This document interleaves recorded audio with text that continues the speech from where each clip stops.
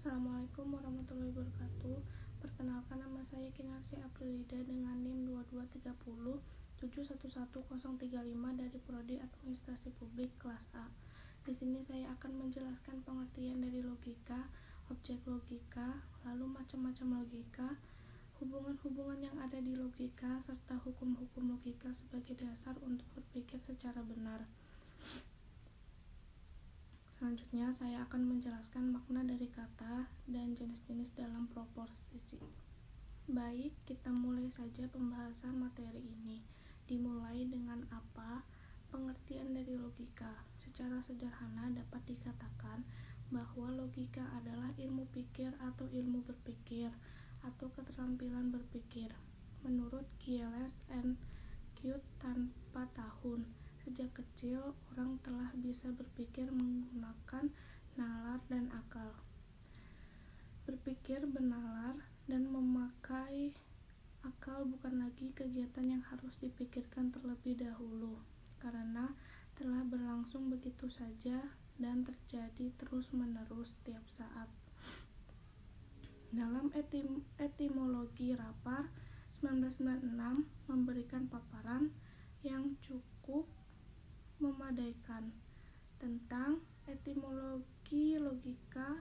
Kalau dirunut akar katanya atau penelurusan secara etimologis, logika adalah istilah yang terbentuk dari kata logikos dari bahasa Yunani. Kata logikos ini berasal dari kata benda logos dalam bahasa Yunani. Logos dapat diartikan sebagai perkataan atau sabda. Definisi logikos yang dirunut dari kata logos adalah sesuatu yang diutarakan, sesuatu pertimbangan akal atau pikiran, kata percakapan atau ungkapan lewat bahasa. Sementara itu, kata logikos memuat pengertian mengenai sesuatu yang diutarakan, sesuai yang diungkapkan dan dinyatakan mengenai suatu pertimbangan akal budi, mengenai kata, mengenai percakapan dan perbincangan yang diungkapkan lewat bahasa. Pada akhirnya, definisi logika adalah suatu pertimbangan akal atau pikiran yang diutarakan lewat kata dan dinyatakan dalam bahasa. Kemudian sebagai ilmu, logika juga disebut dengan logika episteme bahasa Yunani atau disebut dengan logika scientia bahasa Latin, yang berarti ilmu logika, atau saat ini lebih lazim cukup disebut dengan logika. Logika merupakan sarana untuk berpikir sistematis, valid, dan dapat dipertanggungjawabkan. Karena itu, berpikir logis adalah berpikir sesuai dengan aturan-aturan berpikir, seperti setengah tidak boleh lebih besar daripada satu. Logis dalam bahasa sehari-hari biasa disebut dengan masuk akal, Rapar, dalam arti Rapar 1996. Sementara itu, menurut Lanur 1983, logika didefinisikan sebagai ilmu pengetahuan dan kecakapan untuk berpikir lurus atau tepat. Lalu ada definisi menurut para ahli, yaitu Fudiatanta dalam Surajio 2019, mengartikan logika sebagai ilmu yang mempelajari secara mendalam tentang kebenaran berpikir. Dengan kata lain, logika adalah ilmu mendasar dan meluas mengenai berpikir yang benar supaya hasilnya juga benar atau valid. Sementara itu, menurut Hasbullah Bakri dalam Surajio 2019, logika adalah ilmu pengetahuan yang mengatur penelitian hukum-hukum akal manusia sehingga menyebabkan pikirannya dapat mencapai kebenaran. Hal ini berkaitan dengan kenyataan bahwa logika juga dapat mempelajari aturan-aturan dan cara berpikir yang dapat menyampaikan manusia kepada kebenaran, dan logika mempelajari pekerjaan akal dipandang dari aspek benar atau salah.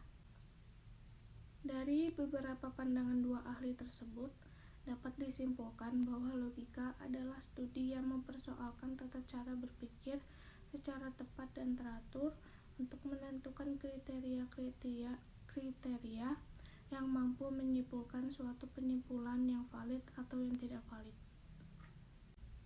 Selanjutnya adalah materi kedua, yaitu objek-objek logika. Suatu ilmu pengetahuan hanya dapat disebut ilmu pengetahuan apabila ia memenuhi persyaratan yang dituntun oleh ilmu pengetahuan secara umum. Yang harus dimiliki adalah objek material dan objek formal. Objek material suatu ilmu ialah materi atau bidang penyelidikan ilmu yang bersangkutan, sedangkan objek formalnya ialah bagaimana objek material tersebut dipandang sebagai contoh. Psikologi, sosiologi, dan pedagogi memiliki objek material yang sama, yaitu manusia. Akan tetapi, ketiga ilmu itu berbeda karena objek formalnya berbeda. Objek formal psikologi ialah aktivitas jiwa dan kepribadian manusia secara individual yang dipelajari lewat tingkah laku. Objek formal sosiologi ialah hubungan antara manusia dalam kelompok dan antar kelompok dalam masyarakat. Sedangkan objek formal pedagogi ialah kegiatan manusia untuk menuntut perkembangan manusia lainnya ke tujuan tertentu. Sesungguhnya, objek material logika adalah manusia itu sendiri, sedangkan objek formalnya ialah kegiatan akal budi untuk melakukan penalaran yang lurus, tepat, dan teratur yang terlihat lewat ungkapan pikirannya yang diwujudkan dalam bahasa. Untuk lebih jelas, definisi dua objek tersebut dari suatu kajian logika, yaitu objek material dan objek formal. Objek material adalah suatu bahan yang menjadi tinjauan penelitian atau pembentukan pengetahuan itu. Objek material ini dapat menyangkut apa saja, baik yang konkret maupun hal yang abstrak. Misalnya dalam ilmu psikologi, studi perilaku manusia. Manusia itu sendiri adalah objek materialnya, sedangkan perilaku atau kegiatan akal budinya adalah objek formal. Lalu apa itu objek formal? Objek formal adalah sudut pandang yang ditunjukkan dalam bahan dari penelitian untuk pembentukan pengetahuan itu, atau sudut dari mana objek material itu disorot. Contohnya, berpikir adalah objek material logika. Namun demikian, yang dimaksud dengan berpikir di sini adalah kegiatan pikiran, akal budi manusia. Dengan berpikir manusia mengolah dan mengerjakan pengetahuan yang telah diperolehnya. Selanjutnya, materi ketiga, yaitu macam-macam dari logika. Terdapat beberapa jenis atau macam logika jika dilihat dari beberapa sudut pandang tertentu. Menurut De Liange dalam Adib 2015, jenis-jenis logika adalah sebagai berikut. Yang pertama, logika dalam pengertian sempit dan luas. Dalam arti sempit, logika dipakai sebagai logika deduktif atau logika formal. Sedangkan dalam arti luas, pemakaiannya mencakup kesimpulan-kesimpulan dari berbagai bukti dan tentang bagaimana sistem penjelasan disusun dalam ilmu alam, serta meliputi pula pembahasan mengenai logika itu sendiri. Yang kedua, logika deduktif dan induktif. Logika deduktif adalah cara berpikir dengan menggunakan premis-premis dari fakta yang bersifat umum ke khusus yang menjadi kesimpulannya. Sementara itu, logika induktif merupakan cara berpikir yang berdasarkan fakta-fakta yang bersifat khusus, terlebih dahulu dipakai untuk penarikan kesimpulan umum.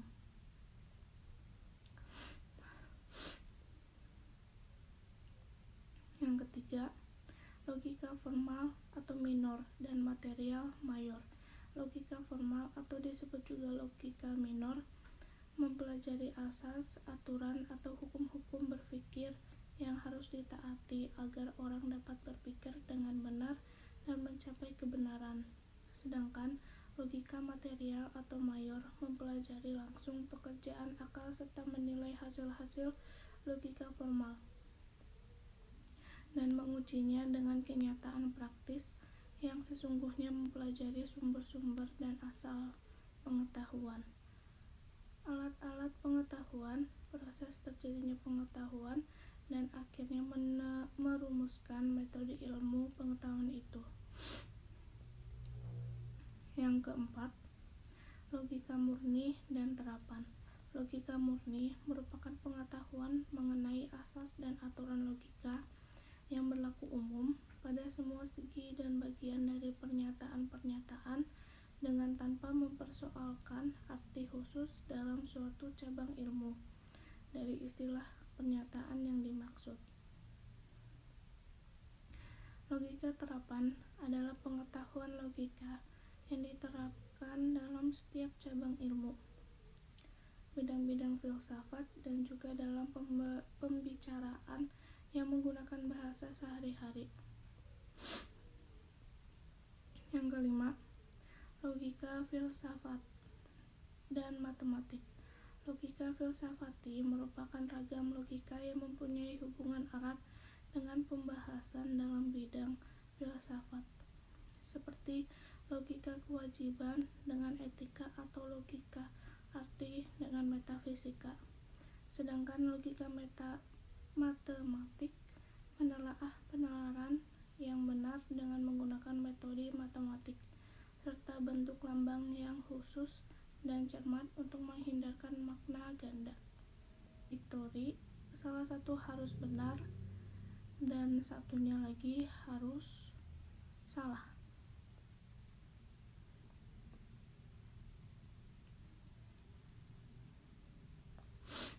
Yang keempat, hubungan kontari atau perlawanan. Dua pernyataan mempunyai hubungan kontari manakala term, subjek, dan predikat kedua pernyataan itu sama, kuantitasnya sama-sama universal, tetapi berbeda dalam kualitas. Hubungan kontrari terdapat pada pernyataan A dan E. Contohnya, A. Semua politikus curang. E. Semua politikus tidak curang. Hubungan kontrari mempunyai tabiat salah satu pernyataan harus salah dan bisa salah keduanya. Bila dalam kenyataan semua politikus adalah curang, maka pernyataan A benar dan E salah. Bila dalam kenyataan semua politikus tidak curang, maka A salah dan E benar. Bila dalam kenyataan ada yang curang dan ada yang tidak curang, maka A dan E sama-sama salah.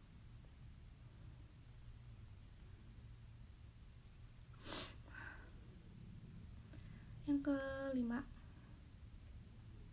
hubungan subkontrari atau setengah perlawanan. Dua pernyataan mempunyai hubungan subkontrari manakala term, subjek, dan predikat pernyataan itu sama, kuantitasnya sama-sama partikular, berbeda dalam kualitas. Hubungan subkontrari terdapat pada pernyataan I dan O. Contohnya, I sebagai pedagang kikir, O sebagai sebagian pedagang tidak kikir, O satu lagi sebagian mahasiswa tidak malas, I satu lagi sebagian mahasiswa malas. Jadi hubungan subkontrari mempunyai tabiat salah satu pernyataan harus benar dan bisa benar keduanya. Bila kenyataan semua pedagang adalah kikir, maka I dan O adalah salah. Bila semua pedagang adalah tidak kikir, maka O benar dan I salah. Bila dalam kenyataan sebagian pedagang kikir, sebagian tidak kikir, maka I dan O sama-sama benar.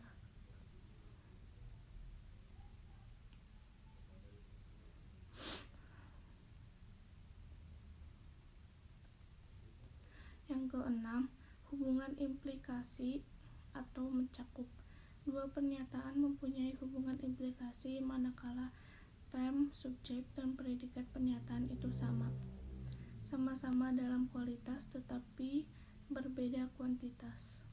Hubungan implikasi terdapat pada pernyataan A dan I serta pasangan antara E dan O. Contohnya, A. Semua mahasiswa kelompok C rajin. I. Sebagian mahasiswa kelompok E rajin. E. Semua patriot tidak malas. O. Sebagian patriot tidak juga malas. Hubungan implikasi mempunyai sifat bila benar keduanya, salah keduanya, atau satu benar dan satu salah. Contohnya dalam pernyataan A dan I, bila dalam kenyataan semua mahasiswa kelompok C rajin, maka A benar, begitu pula I. Jadi di sini keduanya benar. Bila dalam kenyataan semua mahasiswa kelompok C tidak rajin, maka A dan I salah. Bila dalam kenyataan mahasiswa kelompok C ada yang rajin dan ada pula yang tidak, maka A benar dan I salah. Pernyataan singular. Pernyataan A dan E dengan subjek dan predikat yang sama, sebagaimana kita ketahui mempunyai hubungan kontrari. Tetapi pernyataan A dan E singular dengan subjek dan predikat yang sama mempunyai hubungan kontradiktori seperti A. Singular, Hasan berbaju hitam.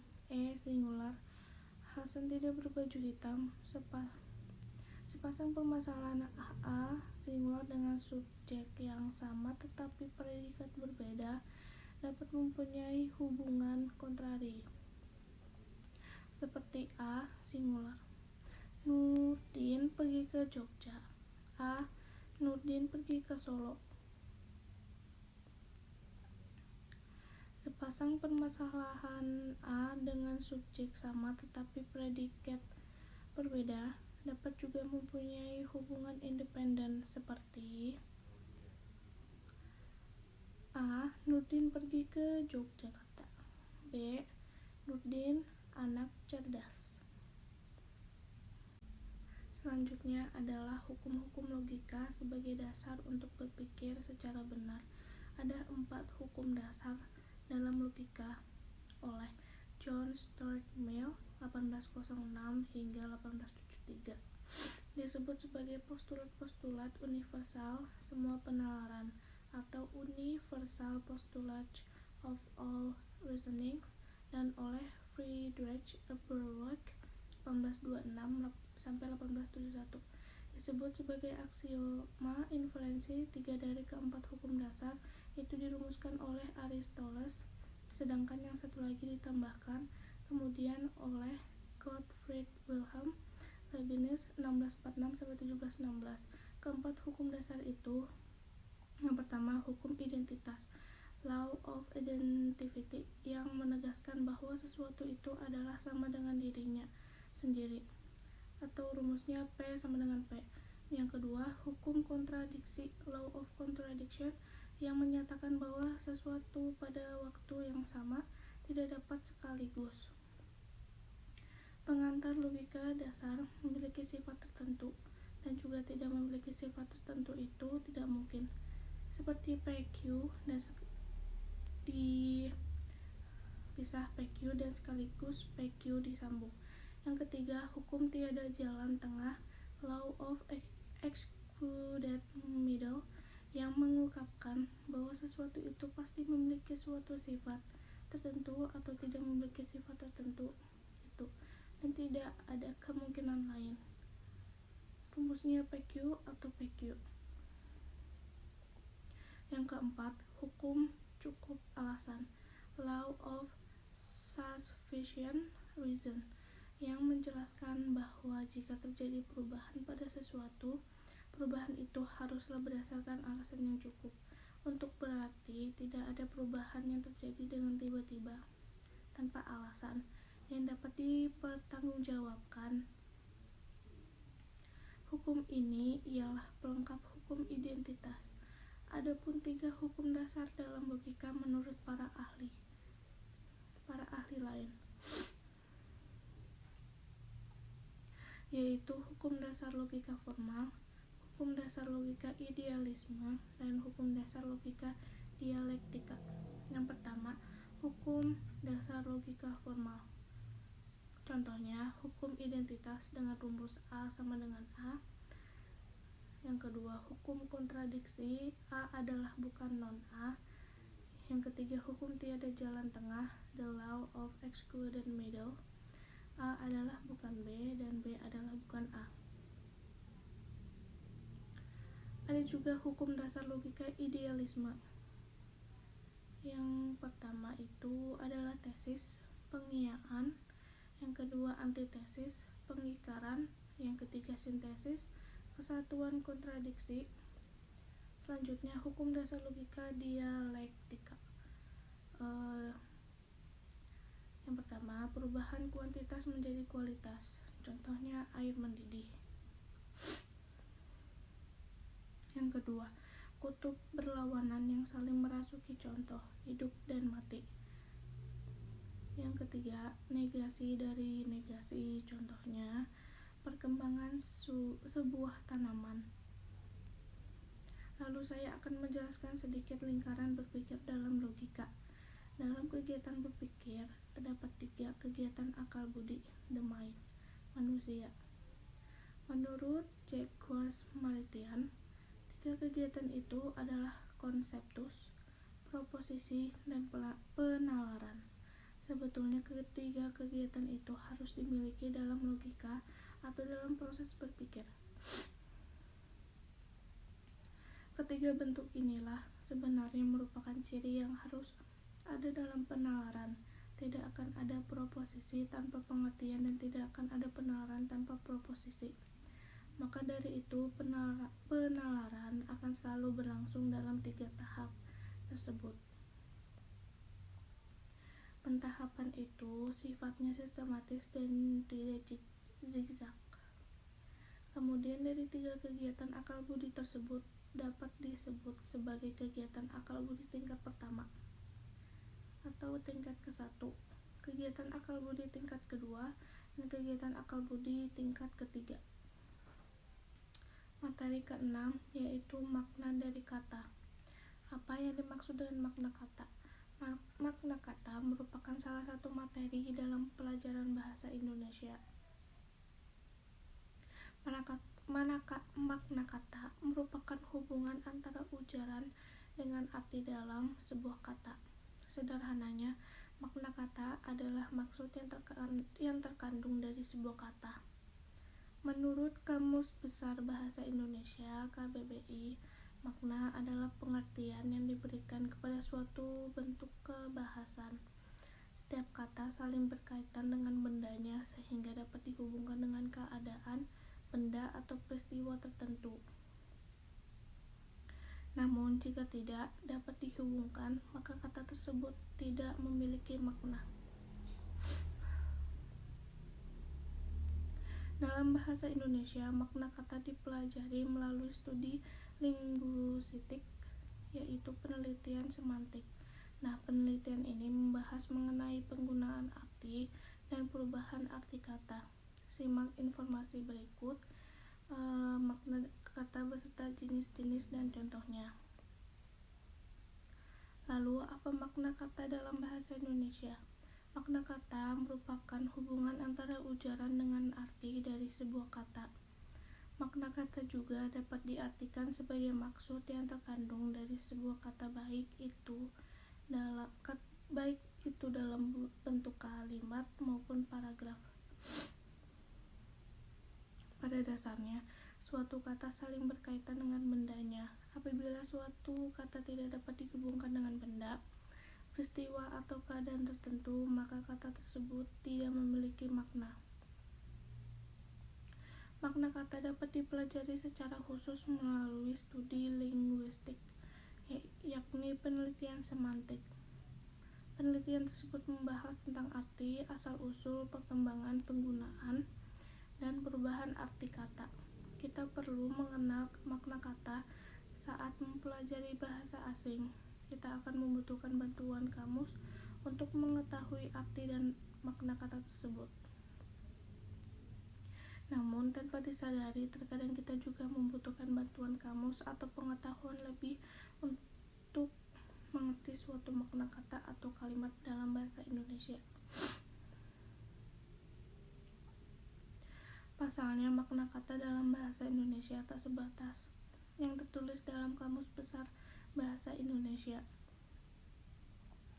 Dalam penggunaannya di keseharian, satu kata bisa mempunyai beberapa makna, tergantung pada konteksnya. Dengan begitu dapat disimpulkan bahwa maksud dari makna kata dalam bahasa Indonesia adalah arti yang terkandung serta tersimpul dari sebuah kata tersebut. Ada jenis-jenis dan contoh makna kata dalam penggunaannya di bawah ini. Merupakan jenis-jenis dan contoh makna kata, di antaranya 1. Makna gramatikal. Salah satu jenis makna kata adalah makna gramatikal. Makna gramatikal adalah makna kata yang timbul dikarenakan gramatika atau tata bahasa dalam bahasa Indonesia. Misalnya seperti komposisi, proses afiksasi, dan reduplikasi. Contohnya kata lapang memiliki arti lebar atau luas.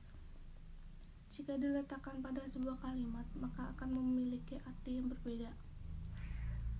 Seperti pada kalimat Dino harus berlapang dada dalam menghadapi masalah. Makna gramatikal kata lapang berubah arti menjadi bersabar. Yang kedua, makna leksikal. Makna leksikal adalah makna lambang kebahasaan. Istilah leksikal berasal dari kata leksikon yang berarti kamus. Sehingga makna leksikal berarti sebagai makna terdapat di dalam kamus. Contohnya adalah kursi yang memiliki arti sebagai tempat duduk berkaki empat dan bersandaran. Yang ketiga, makna denotatif. Salah satu jenis makna kata adalah makna denotatif. Makna denotatif merupakan makna yang mengandung arti yang sebenarnya.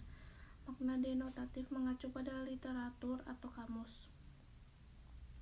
Contohnya pada kalimat ini, bunga sudah tumbuh di taman. Kata bunga memiliki arti sebenarnya, yaitu merupakan bagian tumbuhan yang memiliki kelopak dan menjadi buah. Yang keempat, makna konotatif. Makna konotatif berlainan dengan denotatif. Makna konotatif merupakan makna yang mengandung nilai emosi tertentu sehingga menjadi kiasan yang dapat bermakna sebagai sikap sosial, perspektif, dan nilai tertentu. Contohnya pada kalimat, mereka berusaha berebut kursi pemilu. Kata kursi memiliki arti atau kiasan dari jabatan atau kekuasaan.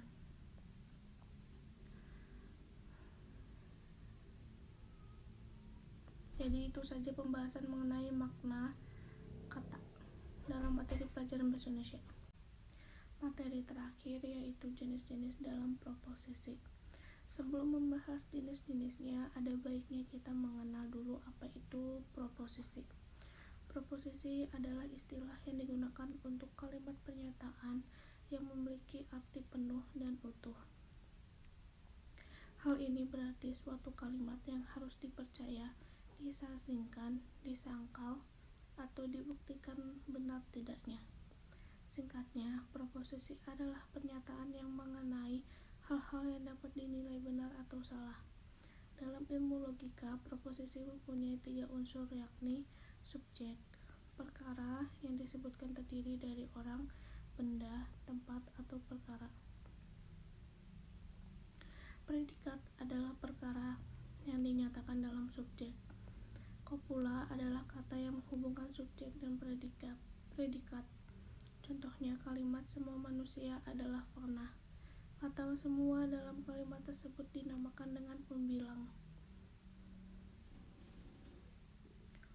Kemudian kata manusia berkedudukan sebagai subjek merupakan sedang adalah merupakan kopula. Adapun predikat di sini diwakili oleh kata fana. Banyak pemikir modern berpikir bahwa pernyataan dan proposisi adalah sinonim, atau paling tidak seharusnya sama. Adapun penjelasan skema di atas adalah sebagai berikut. Pertama, berdasarkan bentuk. Berdasarkan bentuknya, proposisi diklasifikasikan menjadi dua kategori, tunggal dan majemuk. Proposisi tunggal hanya mengungkap satu pernyataan saja, di mana hanya didukung satu subjek dan satu predikat, kalimat tunggal. Sebagai contoh kalimat, setiap manusia akan mati. Dalam kalimat tersebut hanya terdapat satu subjek, yakni manusia, sedang predikatnya berupa mati. Kemudian proposisi majemuk. Proposisi ini dibentuk dari gabungan dua proposisi tunggal atau lebih, di mana kalimat pernyataan ini sekurang-kurangnya didukung dua pola kalimat. Misalnya seperti kalimat, setiap warga negara harus menyadari hak dan tanggung jawabnya. Kedua, berdasarkan sifat pembenaran atau pengingkaran. Berdasarkan sifat pembenaran dan pengingkaran, terdapat dua kategori proposisi, kategorial dan kondisional. Proposisi kategorial menunjuk pada sebuah pembenaran atau pengingkaran yang bersifat mutlak, pasti benarnya atau pasti salah. Artinya kebenaran terjadi tanpa syarat. Contohnya, semua orang akan mati. Selanjutnya adalah proposisi kondisional, yakni proposisi yang menunjuk pada pembenaran atau pengingkaran yang bersyarat atau berupa pilihan. Kategori proposisi kondisional sendiri dapat dibedakan menjadi dua kategori, yakni hipotesis dan disjungtif. Proposisi kondisional hipotesis adalah proposisi yang menunjuk pada pembenaran yang bersyarat. Artinya bila proposisi terpenuhi, maka kebenaran terjadi. Hal ini bisa kita lihat dalam kalimat, jika hujan terjadi, tanah becek. Jadi tanah akan becek jika terjadi hujan. Lain halnya dengan proposisi kondisional hipotesis. Proposisi kondisional disjungtif disebut juga alternatif. Hal ini didasarkan pada pembenaran yang berupa pilihan. Proposisi ini kerap kali menggunakan kata atau seperti dalam kalimat, Amir harus membantu orang tuanya atau membersihkan halaman rumah. Ketiga, berdasarkan luas pengertian, proposisi dibedakan menjadi tiga kategori, universal, partikular, dan singular. Proposisi universal ialah sebuah proposisi yang mencakup seluruh aspek atau bagian. Hal ini ditandai dengan adanya kata semua, seluruh, setiap kali masing-masing. Sebagai contoh pada kalimat, tidak seorang pun di negeri ini yang ateis. Kemudian yang kedua adalah proposisi partikular, yakni mengungkap sebagian dari seluruh aspek. Kata tugas yang menandai proposisi partikular adalah beberapa, sebagian, tidak semua, kebanyakan, banyak. Contohnya, tidak semua siswa tekun belajar. Kata tidak semua dalam kalimat di atas merupakan proposisi partikular, yakni hanya mencakup sebagian aspek saja. Dan yang terakhir adalah proposisi singular.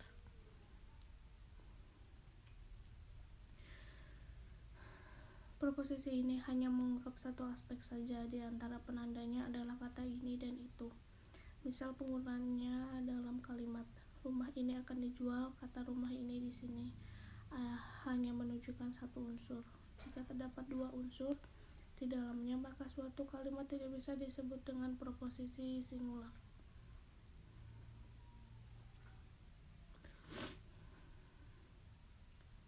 Yang terakhir atau yang keempat ialah berdasarkan kualitas dan kuantitas.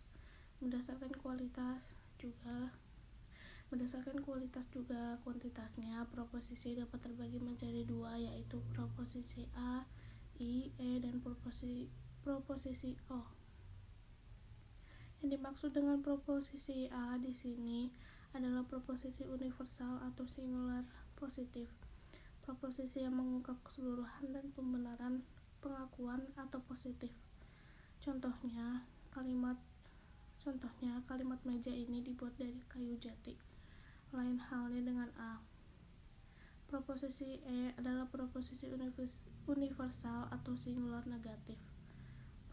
Proposisi ini mengungkap keseluruhan pengingkaran, penolakan, atau negatif. Misalnya seperti kalimat meja tidak dibuat dari kayu jati. Kata tidak dalam kalimat tersebut menunjukkan kenegatifan yang berupa pengingkaran selain proposisi A juga E. Berdasarkan kualitas dan kuantitasnya, proposisi ini juga terbagi lagi menjadi proposisi I dan proposisi O. Proposisi I ialah proposisi partikular aktif, mengungkap sebagian dari keseluruhan pengakuan, pembenaran, atau positif, sebagaimana contoh dalam kalimat berupa beberapa siswa SMU Kebangsaan tekun belajar. Proposisi O sendiri adalah proposisi partikular negatif, mengungkap sebagian dari keseluruhan pengingkaran, penolakan, atau negatif. Contohnya, beberapa siswa SMU Kebangsaan tidak tekun belajar. Sekian dari apa yang saya sampaikan, semoga bermanfaat. Maaf bila ada kesalahan dalam berkata. Mungkin saya tidak sempurna dalam menyampaikan materi ini, karena kesempurnaan hanya milik Allah SWT. Terima kasih. Wassalamualaikum warahmatullahi wabarakatuh.